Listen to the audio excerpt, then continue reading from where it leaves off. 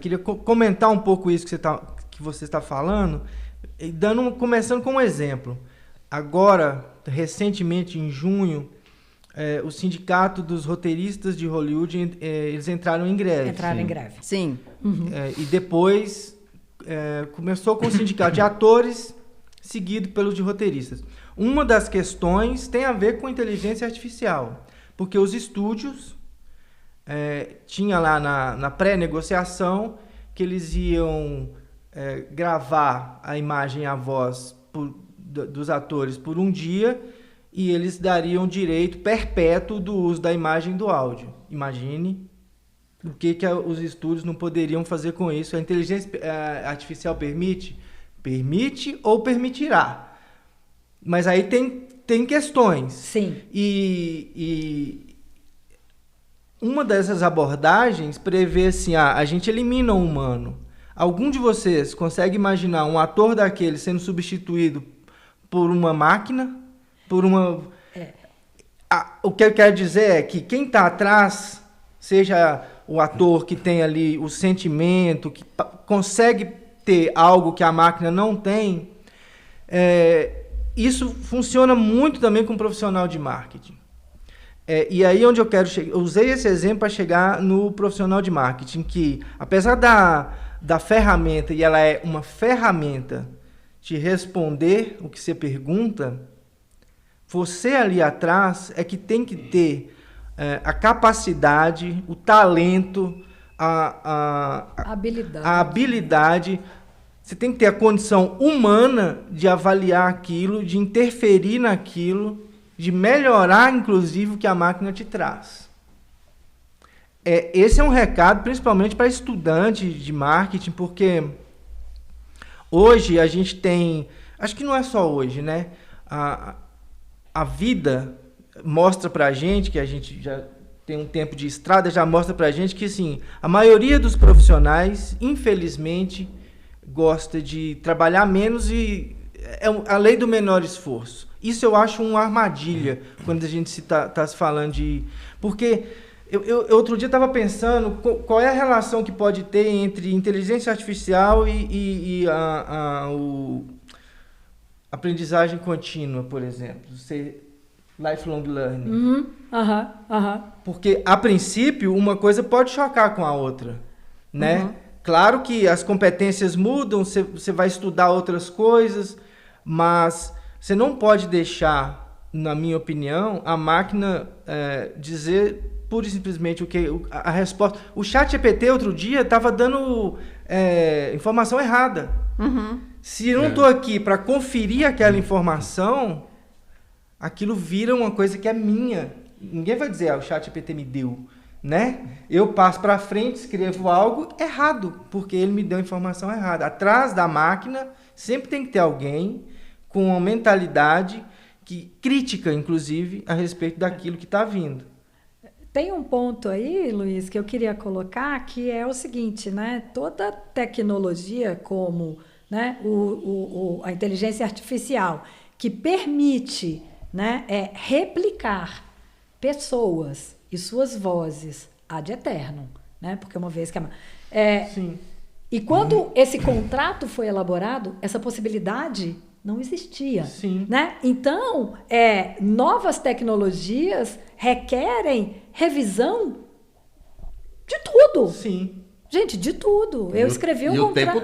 E o tempo todo. E o tempo todo. E aí, a minha visão sobre o que você acabou de falar, pelo menos, aliás, vou usar agora o das redes sociais, POV, Point of View. Tá?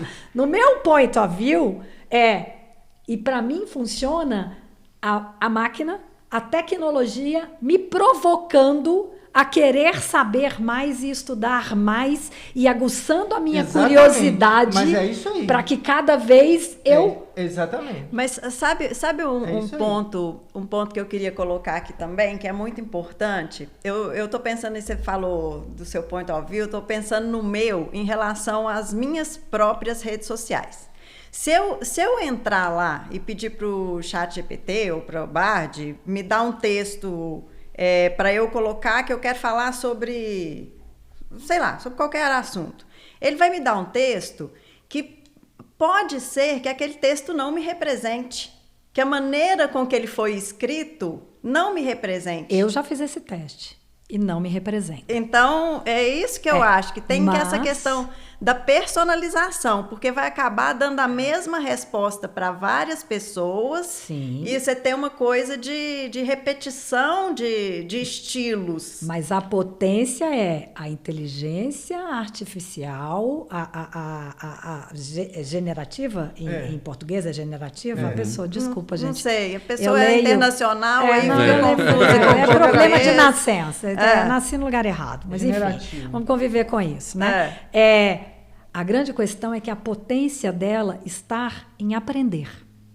Então, cada vez que você pede e você itera com a inteligência artificial, ela vai aprendendo o seu tom de voz, tá? É isso para mim. Só que eu trago para discussão o seguinte: eu brinco que só tem 2 pessoas. Eu adoraria escrever. Vamos partir de um sonho. Eu adoraria escrever.